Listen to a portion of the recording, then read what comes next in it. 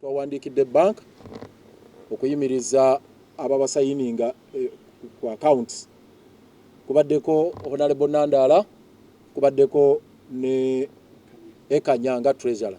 Bayimiriziddwa mbagirawo kusinzira ku resolution ya National Delegates Conference. Era bank tugiwadde emikono emipya eja Acting Secretary General w'ekitiibwa Harold Kaija ne Acting Treasurer Mwijuche Francis Honorable.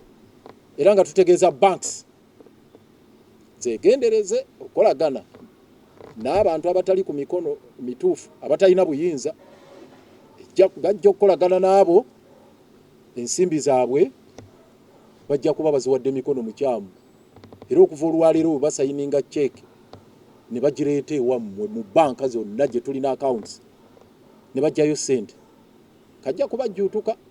Era banks tuzitegeeza nti ffe tetujja kulonzalonza naye kuzikuba nazo mu mbuga singa zigenda maaso n'okolagana nabo ku sente ezo.